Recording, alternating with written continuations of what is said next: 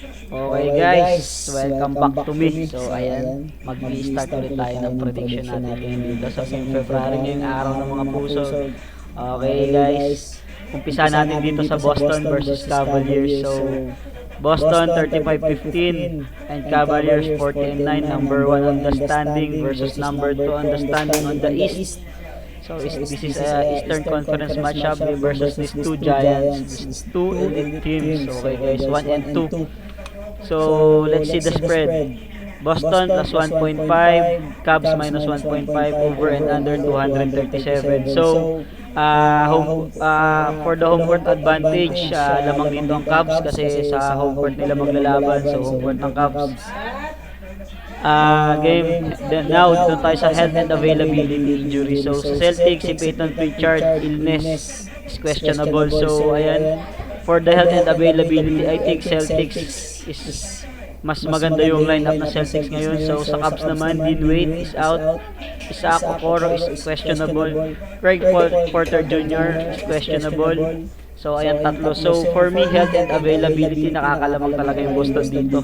So in terms of momentum naman, parehas lang, nanalo yung Boston from a 26 lead deficit from their last game against the 76ers, while the Cavaliers naman blowout sa kanilang Dallas. So sa palagay ko, parehas lang, match na match lang yung dalawang team in terms of kanilang momentum. So dito sa health and availability magkakatalo talaga. So ayan. So yung masasabi ko dito si Isaac Okoro, siya yung nagbabantay kay Tatum. Malaking bagay siya para depensahan si Tatum. Yun yung magiging key.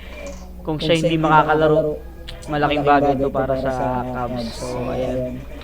So probable starting lineup for Boston: Derek White, Drew Holiday, Jaylen Brown, Jason Tatum, and Kristaps Porzingis. So ayan, kompleto yung Boston.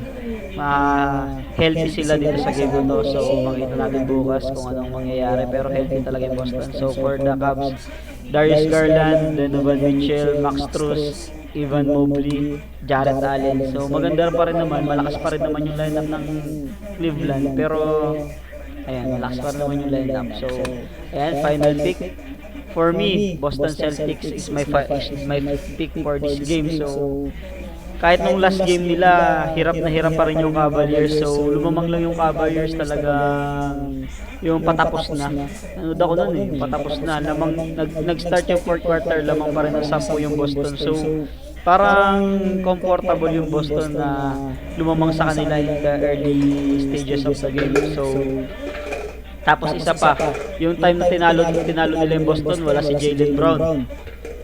Pero nung kumpleto yung Boston, tinalo sila ng Boston. So natapos ngayon, yung fact na wala si Isaac Okoro, malaking bagay yan. Or kung maglaro man siya, hindi siya 100%.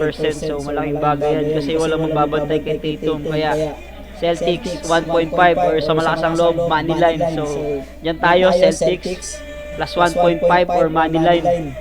So pag ako money line na lang, 1.5, malit na bagay lang yun. Kung isa lang yung lamang, kayang-kaya ng Cavs yan kung mananalo talaga sila. So for me, Celtics match money line.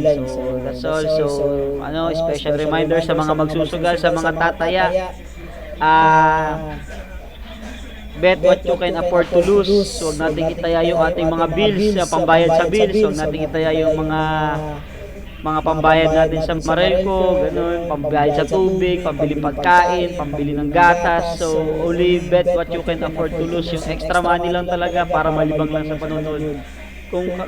Kung hindi mo kayang tumaya ng 1K, huwag kang tumaya ng 1K. Kung 100 lang yung pantaya mo, 100 lang. Kung 50 lang, 50 lang. Kung 20 lang, 20 lang. So libangan lang to, hindi to hanap buhay. Oh, that's all. Thank you.